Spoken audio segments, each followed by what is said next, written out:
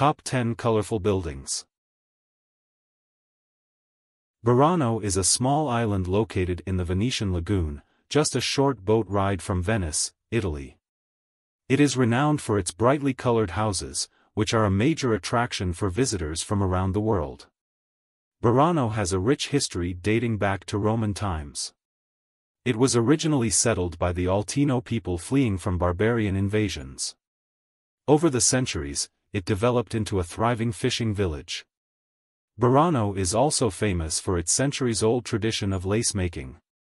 The intricate Burano lace was highly prized in Europe during the Renaissance, and the island remains a center for this delicate craft today. The most striking feature of Burano is the brightly colored houses lining its canals and streets. The colors range from vivid blues, greens, and yellows to deep reds and pinks.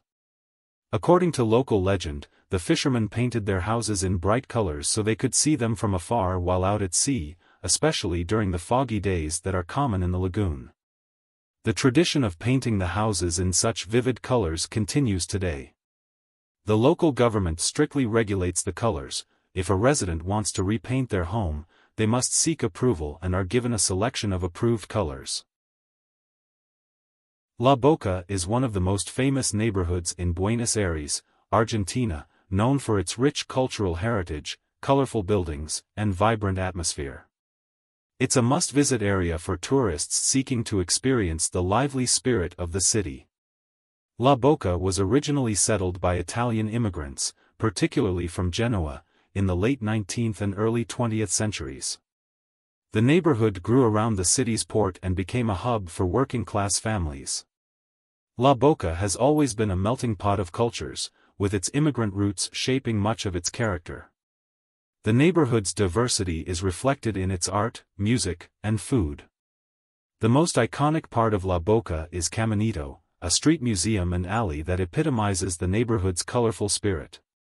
The buildings along Caminito are painted in bright colors like red, yellow, green, and blue, creating a vibrant and picturesque scene. Historically, these houses were built from scrap materials left over from shipbuilding, and they were painted with whatever paint was available. This gave rise to the unique, multicolored look that is now celebrated as part of the neighborhood's identity. The colorful facades were popularized by local artist Benito Quinquela Martin, whose work reflects the life and vibrancy of La Boca. His influence helped transform the neighborhood into a center for art and culture. La Boca is deeply connected to the history of tango, one of Argentina's most famous cultural exports. The streets often come alive with tango performances, and the neighborhood is home to several tango clubs and schools.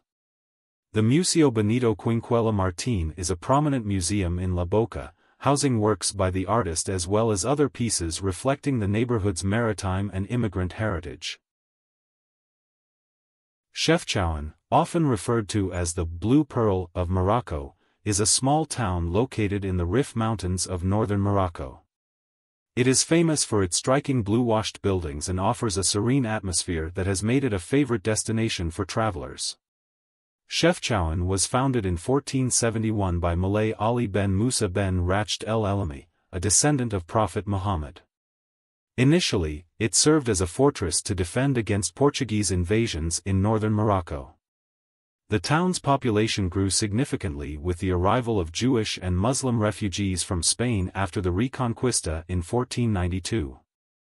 These refugees brought with them Andalusian architectural styles and traditions, which heavily influenced the design of the city.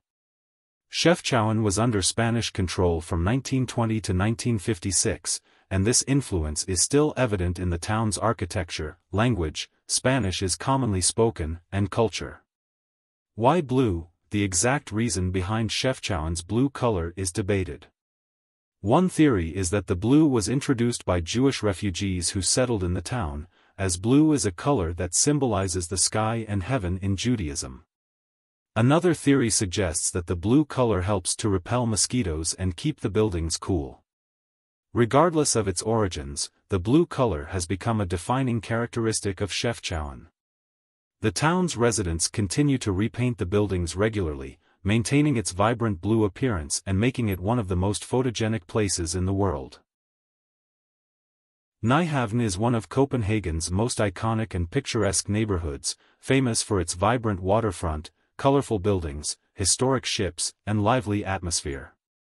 Located in the heart of the Danish capital, Nyhavn is a must-visit destination for both tourists and locals. Nyhavn, which means New Harbor in Danish, was constructed between 1670 and 1675 by King Christian V to connect the old inner city at Kongens Nytorv, King's New Square, to the sea. It was originally a bustling commercial port where ships from around the world would dock.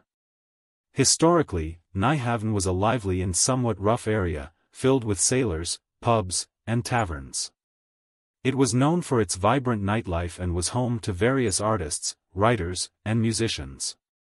The famous Danish author Hans Christian Andersen lived in Nyhavn for several years, and 3 of his former residences, number 20, 67, and 18, are marked with plaques today. It was here that he wrote some of his most famous fairy tales. Nyhavn is most famous for its colorful 17th and 18th century townhouses that line the harbor. The buildings are painted in bright colors like red, yellow, blue, and green, creating a cheerful and photogenic scene. Over the years, many of these historic buildings have been carefully restored, maintaining their original charm while accommodating modern amenities. Today, they house a mix of restaurants, cafes, and shops. The buildings in Nyhavn showcase a variety of architectural styles from the 18th and 19th centuries, including Baroque and Rococo elements. The diversity in design adds to the area's unique character. Guanajuato is a historic city in central Mexico known for its rich cultural heritage, stunning colonial architecture, and vibrant atmosphere. Guanajuato was founded in 1559 after the discovery of silver in the region, which led to its rapid growth as a mining city during the Spanish colonial period. Guanajuato is historically significant for its role in Mexico's War of Independence. The city was a stronghold of the Spanish crown, and in 1810, it was one of the first major cities to be attacked by insurgent forces led by Miguel Hidalgo. The Alhóndiga de Granaditas, a granary-turned-fortress, became the site of a major battle and is now a museum commemorating the independence movement. The city's wealth during the colonial era is reflected in its well-preserved Baroque and neoclassical buildings, churches, and plazas, many of which were built with funds from the silver mines. The vibrant colors of the houses in Guanajuato, ranging from bright yellows and reds to deep blues and greens, create a striking visual contrast with the natural landscape and make the city incredibly picturesque. The tradition of painting houses in bright colors in Guanajuato dates back to the city's colonial period. The colors were originally used to distinguish properties and give the city a vibrant identity. Over time, this tradition has become a defining feature of Guanajuato's visual appeal. The houses are painted in various shades of red, orange, yellow, blue, green, and pink, creating a kaleidoscope of colors. This colorful palette contrasts beautifully with the natural surroundings, including the arid landscape and the bright blue sky. Bo-Kaap is one of Cape Town's most iconic and vibrant neighborhoods, renowned for its brightly colored houses, rich history, and deep cultural significance. Nestled on the slopes of Signal Hill, Bo-Kaap is not only a popular tourist destination but also a living testament to the diverse heritage of Cape Town. Bo-Kaap, originally known as the Malay Quarter, is one of the oldest residential areas in Cape Town. It dates back to the 1760s when the first houses were built by the Dutch East India Company to house enslaved people brought from Indonesia, Malaysia, India, Sri Lanka, and other parts of Africa. These enslaved people and their descendants formed the core of what would become the Cape Malay community. The neighborhood's history is deeply intertwined with the legacy of slavery. The people who lived in Bo-Kaap were mainly Muslims, brought to the Cape as slaves. After the abolition of slavery in 1834, many freed slaves settled in the area, and Bo-Kaap became a hub for Cape Malay culture and Islamic practice. Over time, Bo-Kaap developed a distinct cultural identity, blending African, Asian, and European influences. The area became a stronghold of the Cape Malay community, and it remains a center for Islamic culture in Cape Town to this day. The most distinctive feature of Bo-Kaap is its brightly colored houses. The tradition of painting the houses in vivid colors is said to have started as an expression of freedom and individuality by the residents after the end of apartheid. The colors range from bold blues and pinks to bright yellows and greens, creating a striking visual landscape. The houses in Bo-Kaap reflect a mix of Cape Dutch and Georgian architectural styles, characterized by their flat roofs, narrow facades, and ornate gables. Many of these homes have been carefully preserved, maintaining their historic character while serving as residences and businesses. Cinque Terre, located on the rugged Italian Riviera in the Liguria region, is a collection of 5 picturesque coastal villages: Monterosso al Mare, Vernazza, Corniglia, Manarola, and Rio Maggiore. Known for its dramatic cliffs, colorful houses, terraced vineyards, and breathtaking views of the Mediterranean Sea, Cinque Terre is a UNESCO World Heritage Site and a popular travel destination. Each of the 5 villages in Cinque Terre has its own unique charm and characteristics. Monterosso is the largest and most resort-like of the 5 villages, known for its sandy beaches, which are rare in the region. Vernazza is famous for its small, picturesque harbor surrounded by pastel-colored houses and overlooked by the Doria Castle, a 15th-century fortress that offers stunning views of the village and the sea. Unlike the other 4 villages, Corniglia is located on a hilltop rather than directly on the coast.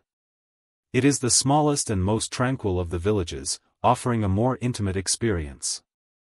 Manarola is renowned for its vividly colored houses cascading down the hillside towards the sea. It is often considered the most photogenic of the 5 villages. Rio Maggiore is the first village you encounter when traveling from La Spezia. It's known for its steep streets, brightly painted houses, and small harbor filled with fishing boats.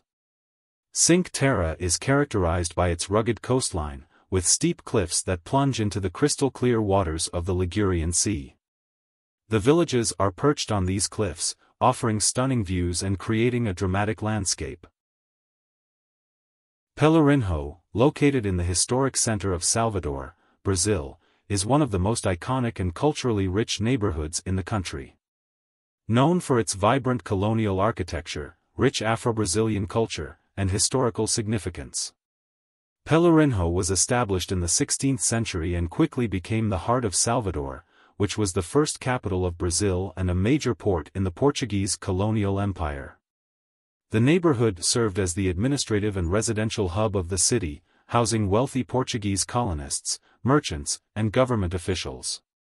The name Pelourinho literally means pillory in Portuguese, referring to the whipping post that once stood in the main square, where enslaved Africans were punished.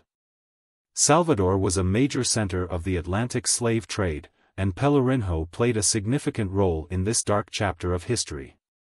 Following Brazil's independence in 1822, Pelourinho went through a period of decline, as the wealthy moved out and the area became impoverished. However, in the late 20th century, extensive restoration efforts were undertaken to preserve its architectural and cultural heritage, leading to its designation as a UNESCO World Heritage Site in 1985. Pelourinho is renowned for its well-preserved colonial buildings, many of which date back to the 17th and 18th centuries. The neighborhood is a showcase of Portuguese colonial architecture, with colorful facades, ornate churches, and cobblestone streets. The buildings are characterized by their Baroque and Rococo styles, with intricate details and vibrant colors that reflect the neighborhood's lively spirit. Willemstad, the capital city of Curaçao, is famous for its colorful Dutch colonial architecture. The buildings in the city center are painted in bright hues of pink, blue, yellow, and green, creating a lively and picturesque urban landscape. This distinctive color scheme is a result of the city's history and Dutch influence, combined with a Caribbean flair. Willemstad's historical center is a UNESCO World Heritage Site, recognized for its well-preserved architecture and unique urban planning. Two of the most iconic areas in Willemstad are Handelscade and Punda. Handelscade is a waterfront area along the St. Anna Bay, lined with brightly colored buildings. Punda is the historic heart of Willemstad, featuring charming streets, squares, and buildings adorned in vibrant colors. Often referred to as the swinging old lady, the Queen Emma Bridge is a floating pontoon bridge that connects the Punda and Otrobanda districts. The bridge itself, along with the colorful buildings on either side, makes for a picturesque scene. Old San Juan is located on a small island connected to the mainland of Puerto Rico by bridges.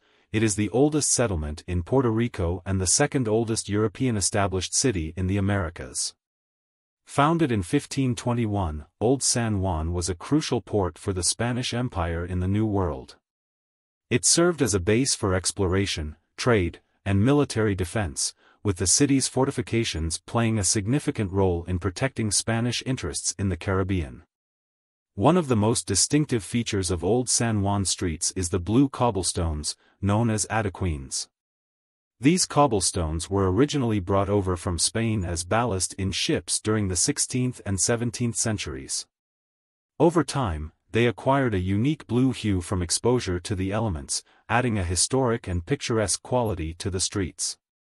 The narrow, cobblestone streets of Old San Juan are lined with buildings painted in pastel shades of blue, pink, yellow, green, and orange. These buildings are typically 2 to 3 stories tall, featuring Spanish colonial-style architecture, with wrought iron balconies, wooden shutters, and intricately detailed facades. The tradition of painting the buildings in vibrant colors adds to the neighborhood's charm and reflects the lively, tropical atmosphere of the Caribbean. Many of these colorful buildings date back to the 16th and 17th centuries, built during the Spanish colonial period. They have been beautifully preserved, with many of them now serving as museums, restaurants, shops, and homes. The restoration and maintenance of these historic buildings are carefully regulated, ensuring that Old San Juan retains its authentic and historic charm.